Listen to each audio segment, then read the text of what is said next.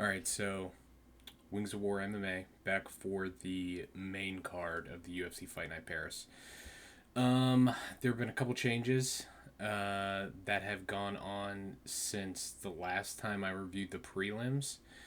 Most notably, Reese McKee and Alex Sola are now on the main card because Faraz had to pull out at the last minute, and Caio Fernandez is now going to fight Harry Hardwick, which is pretty cool that Harry Hardwick is now going to get his UFC shot finally, but it's kind of disappointing that's a weight class up and that it is on such short notice. But, still should be hopefully a decently interesting fight. I'm definitely picking Caio Fernandez here. I think he's going to focus on the leg kicks. That's going to be a little bit too much for Harry on such short notice and up a weight class. I just think it's just too much to ask for anyone to be able to win, confidently predict somebody to win, even someone like Harry Hardwick, who's the featherweight champion of Cage Warriors.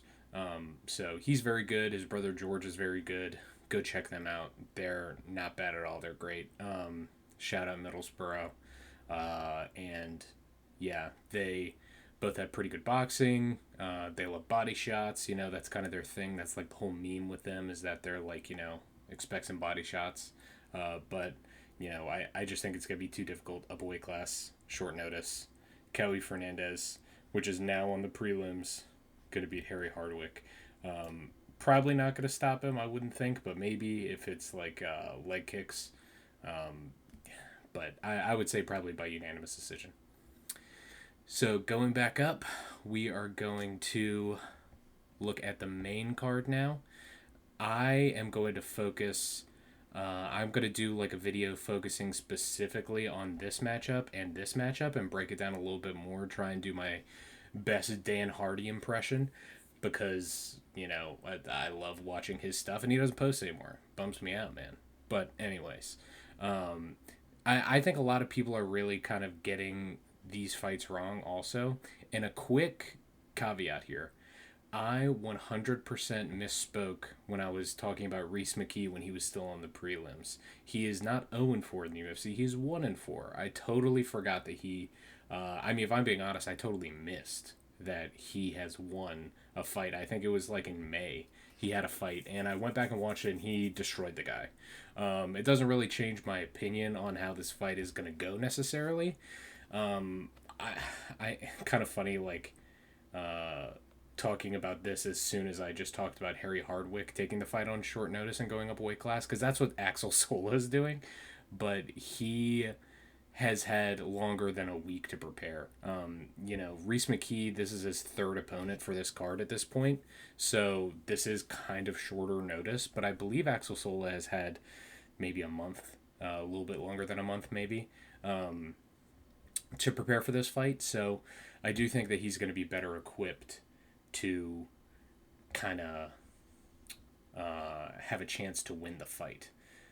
I'm not too sure if he's going to be able to pull it out, but something's telling me that Axel Sola is going to win. I'm not a Reese McKee hater. I want to be a Reese McKee enjoyer. He seems like such a cool, chill dude. He seems humble and honestly pretty, like just a pretty cool dude. And I think that he has the body type and skill set to have a good career in the UFC. I just don't know. I do know he signed another multi-fight deal with the UFC though, but I'll talk a little bit more about this in a second, and then I'll do a full video breaking down some of their fight footage. And I'm not going to try and talk too much about these guys or Reese McKee, Axel Sola, because I'm going to do those videos, but this is one that I think people are really getting like super wrong. I don't know if it's because people don't watch Lacine Kita or what. I am not going to pretend like I'm some super freaking amazing, knowledgeable MMA guy. I know who all these guys are from like Europe, blah, blah, blah. I didn't know who this guy was, but I went and I watched 3, 4, 5 of his fights. I can't remember how many, but a good handful of his fights from Octagon MMA. And he's very fun to watch. I like him a lot. I want him to do well. I really do. He's pretty awesome. Here he is right here. Number one, his name is Black Panther. Pretty dope.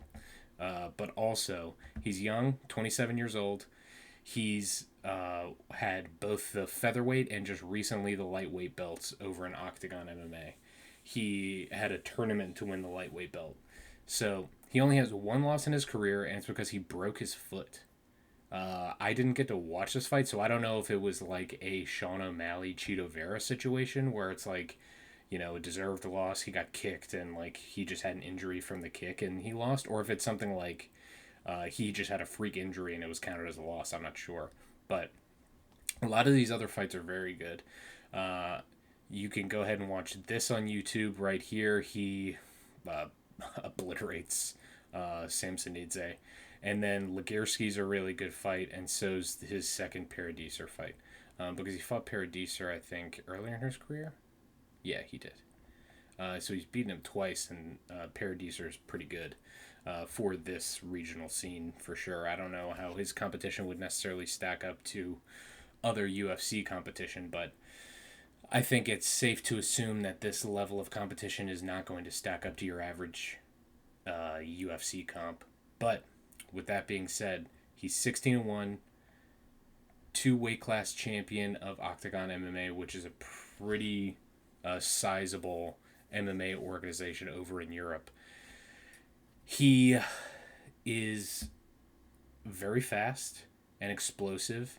He fights a little out there. He starts off a little wild and then he kind of reins himself in.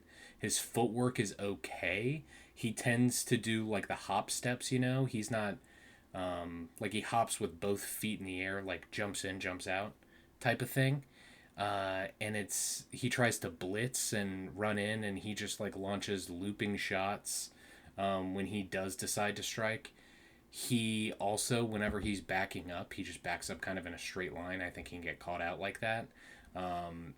And he doesn't ever really get taken down too much, but he's also not really challenged that often. So that's really what I'm thinking where Pitbull can kind of excel. I think that Pitbull, obviously he's a massive veteran. He was a 2-division champ over in Bellator. He looked, in my opinion, very good against Rob Font in his last fight. I think that people are really writing off Pitbull. I don't understand why. I know he's old, and I know in his first UFC fight he didn't look good, but guys, no major organization person who changes major organization looks good in their first fight, first couple fights. That happens so much. Not just from Bellator to the UFC. To the UFC to other organizations too. I mean, look at... I mean, there are so many. Like, what? Ryan Bader ended up becoming like a 2-division champ over in... What, was that also Bellator or whatever? But not everyone is going to switch organizations and look good. Most people will end up looking like... oh, gosh, what's his name? Will... I can't remember. That's embarrassing. It's going to piss me off now. UFC... Will... Not Will Brooks, is it? Yeah, Will Brooks. So Will Brooks was a beast over in, was it Bellator or Strikeforce? I can't remember. But Will Brooks was awesome, and he was the one who, like, most notably for me, 9-1 at Bellator, comes over, and then he's 1-3 in the UFC. Comes over, and he just starts to get starched. But, stuff like that just kind of happens. Think about, like... I don't know, man. It's escaping me now, but Matt Mitrione. I mean, I want to say a couple other fighters, but all the other ones I'm thinking of are like, they were older, like Chael Sonnen and stuff like that. So when they left, it wasn't necessarily fair. They weren't leaving in their prime. But I mean, maybe Chael Sonnen is kind of a good equivalent to Patricio Pitbull. I mean, how old is this dude? He's 35, 36, something like that. I mean, what is up with these fighter profiles? They don't give their basic information. Yeah, here, 38. Okay. I mean, look, he is old, but he looked good against Rob Font. Rob Font also isn't necessarily a spring chicken, but he's a good fighter. He's definitely top 15. And Losine Kita, not necessarily fighting UFC caliber talent, Not having great footwork, just kind of jumping in, being a little too sloppy, jumping out. I think Pitbull's going to do the same thing we saw him do against Rob Font. I think he's going to be super chill. And then when Kita kind of comes in, he's going to be crisper.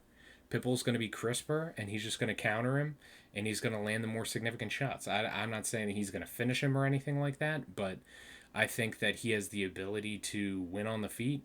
And I think that he definitely has the ability to out-grapple him.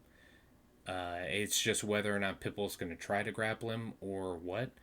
But the only other caveat I'll put in here is Pitbull does have an issue sometimes with his output, and Kita doesn't. Kita's not wild, over the top, like huge pressure fighter, but he's definitely gonna strike first. He's not really gonna feel you out too much. He's gonna kind of uh, find his range through striking. He's not gonna try to like feint and jab and stay on the outside and just see what you're gonna do for a little bit. No, he's gonna, you know, jab cross, jump in, jump out, and just kind of do that over and over again. And it'll be interesting. But if I had to pick, I mean, I gotta go with the veteran here. He looked good in his last fight. I don't know. I don't see Kita being as great of a prospect as some of the other people do in terms of him being able to come in immediately and beat Pitbull. I think that if Kita has a couple lower level fighters that he's able to challenge, then I think that he could build up to being fighting a top 15 opponent after having maybe like 2 fights or something like that if he won both of them. But just throwing him right into Pitbull is pretty wild. I just don't see Kita coming out on top. I got Pitbull by decision probably. So this one, even though I said I wasn't going to talk about the last fight a lot, I'm going to also not try and talk about this one a lot, even though, I did talk about the last one a lot. So, I've talked about this in the prelim video. I already discussed how I was mistaken at a certain level with Reese McKee. But I still just feel like it's going to come down to Alex Sola is going to be a southpaw. He's not necessarily a great striker. Reese McKee's probably a better striker. But Reese McKee has a trouble with head movement. He doesn't really have as great of distance management as I would like for someone with his size. And Alex Sola is a southpaw, so I think that's really going to set him up nice for his cross. And also, Alex Sola is a pretty good grappler. A lot of his fights end up him pressuring his opponents up against a cage, taking him down, TKOing him on the ground or getting a submission on the ground, something like that. So I do think Alex Sola, it's kind of weird that he's the favorite, I believe, but I do think I would have Alex Sola being taken here. If you wanted to try to take an underdog that has a pretty good shot, I would say that Reese McKee probably is that guy, but something to me is saying Alex Sola is going to win. This one has potential to be a real barn burner. I think it has a potential to be really exciting, and I think I see a lot of people picking Oki here. I don't necessarily agree too much with that. Mason Jones is pretty good, and I mean so is Oki, but pretty much what it comes down to for me is if you watch both these guys fight, Oki's a little bit more on his back foot, not necessarily a counter fighter, but he's not somebody who receives pressure too well, I feel like. And Mason Jones is just going to be constant pressure, even though his striking is a little sloppy, he's slow, and Oki's probably going to be faster than him. I just feel like his pressure, Mason Jones's pressure, is going to get to Oki, and it's going to allow for better striking opportunities for Mason Jones. And Mason Jones has sneaky good grappling also. That's really all I have to say about this one, other than this one's probably going to be a pretty good fight, so watch out for that. But I think that if I had to pick one here, it would be Mason Jones, and it's pretty much just based off the pressure. Mason Jones just going to come forward. I don't think Oki's going to handle it as well. All right, everyone's favorite Scottish guy, Paul Craig, back up at 205. Bro is the king of being put to sleep. I don't know what to say. I am a Paul Craig enjoyer. I love watching him break Jamal Hill's arm every once in a while when I'm feeling down. But I actually legitimately do like Modestas Bukauskas in general, like, period. I was a fan of his when I first watched him a while ago. I think against, oh gosh. I'm awful with remembering people's names whenever I'm put under pressure. But one of his first fights in the UFC I watched, and I was like, oh, this guy's pretty good. And fun fact, go back and watch his last fight against Jan Kudabala. And that was such a weird. If you guys remember that, that was such a weird decision because the commentators were acting like it was the craziest, worst decision on the face of the earth. There's no way Bukowski should have won, blah, blah, blah. Go back and watch that, and even if you watched it and agreed with it before, go back and watch it. It's weird because when you're actually able to kind of take a step back and like look at it, you're like, okay, well, Bukowskis is landing the better strikes. The crowd is reacting much greater to Kudabala, even though he's not landing really anything. And it's just all of his strikes are getting a bigger reaction compared to Bukowskis' strikes, even though Bukowskis is landing significantly harder strikes. And like more determinate strikes. And Bukowskis, kind of the same way as Pitbull, like I was saying before, who might have trouble with his output. That's really what bit him in the butt, is that he got critiqued because he didn't throw a lot. Every time he was throwing, he was cracking Kudabala. But, he didn't throw a lot. So, I think that's really important. The reason I'm bringing that up is because Paul Craig gets, I don't mean to be super rude to Mr. Craig here. He gets slept by everyone. He does not have a good chin, and he's back up at 205. I think that's a terrible decision for him. I don't really think I think he's back end of a top 15 in any division he's fighting at, probably. I don't really think that him fighting at 205 is going to help him get better matchups or anything like that. I don't know what the mindset is behind him moving up to 205. But it didn't really go well for him the last time. I don't think it's going to go for him well this time being at 205. I think people are going to be bigger. They're going to hit harder. I think that it's just going to be bad for him. I think that Bukowskis is going to knock him out. Because of the Kudabala fight in his last fight, he got so much crap for that and not having a high enough output. I think Bukowskis is going to come out and he's going to be aggressive. He's going to knock Paul Craig out in the first round. That's my pick. I think he's going to come out. He clearly has a striking advantage. Paul Craig clearly has a grappling advantage, of course. But Bukowskis has decent takedown defense and he has pretty good power. He's going to come out trying to make a statement. He's going to be frustrated from his last performance and all the critiques that he got from that. He's going to come out, nail Paul Craig, pause, and then he's going to knock him out in the first round. That is, mark my words. I feel like that is like, I usually don't want to put too many like guarantees on anything because anything can happen in the fight game, period. But that is the one I'm most confident about right there.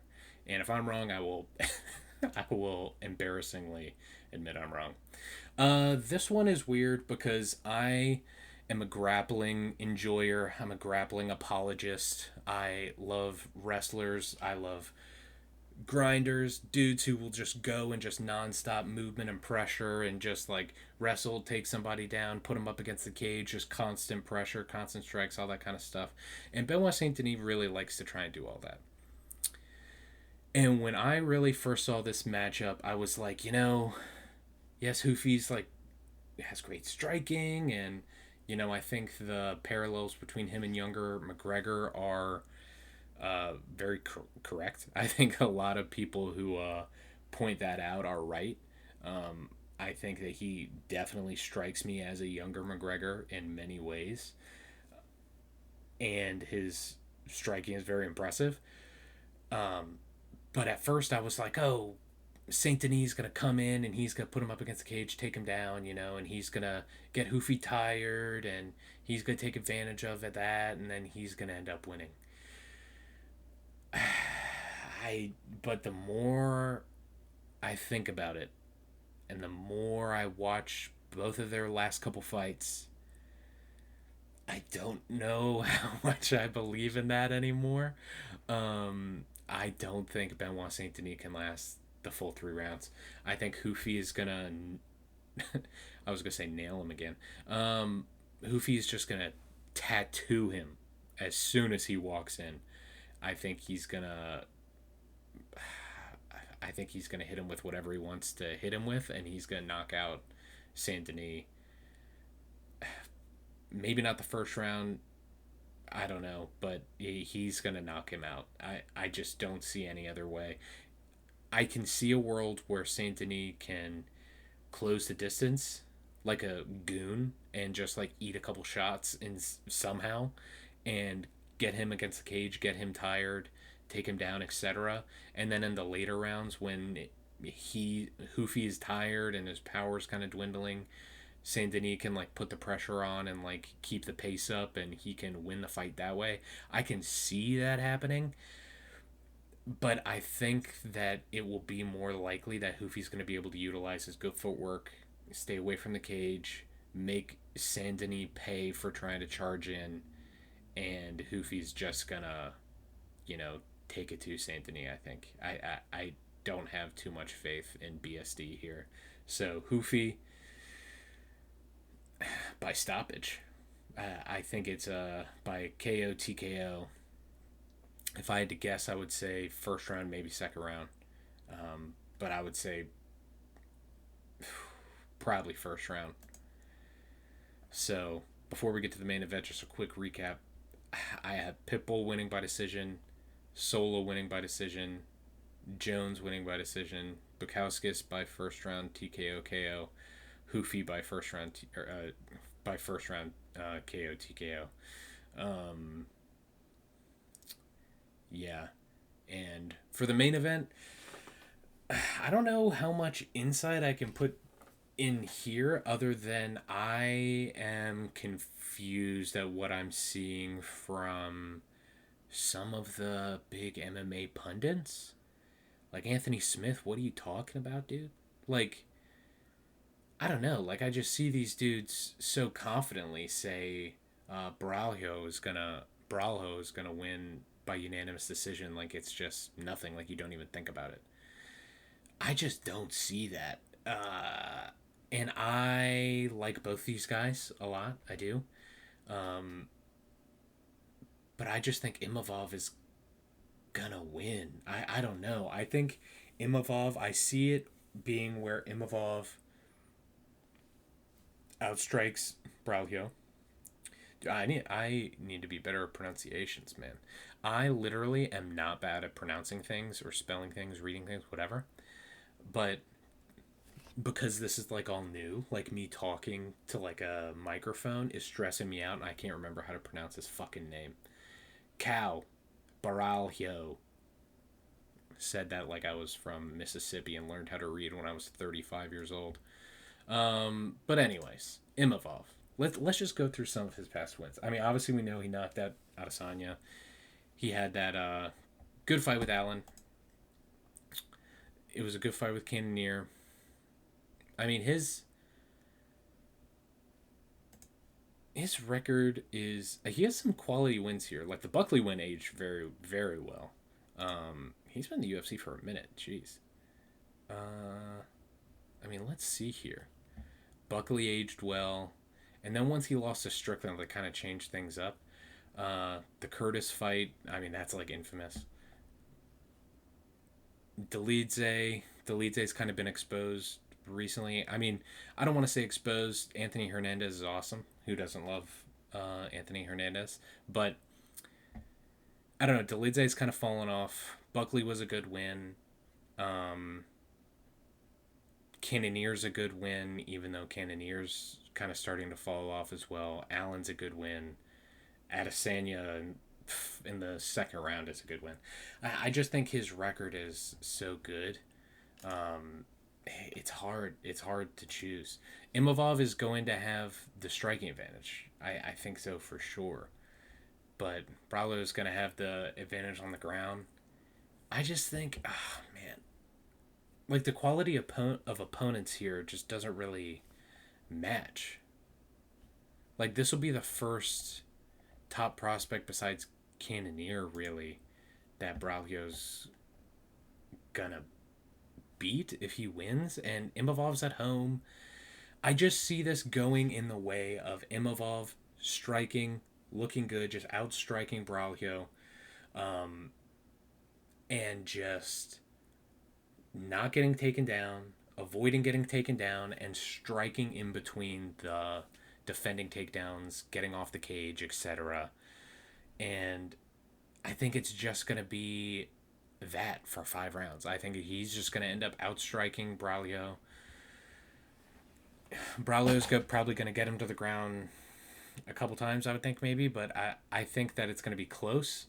But I have Imavov. I think he's going to win most, if not all, most of the standing exchanges, and the grappling exchanges probably won't be as prevalent as the striking exchanges. That's really where I'm coming from on that. I think it's really close. I think it's hard to act like this fight is definitely going to go one way or the other. I would not be surprised if either man won, but I have Imavov. Yeah, I got Imavov by UD, Hoofy by KO TKO first round, Bukowskis KO TKO first round, Mason Jones UD, Alex Sola UD, Pitbull UD. And just to top it all off, a quick recap of everything else, I guess. Gomi UD, Umar Sai. I mean, this will probably be a little bit closer. I don't know, but I think that Umar Sai is going to win. I don't know how or why. I have Umar Sai. Tabura, KO. First round.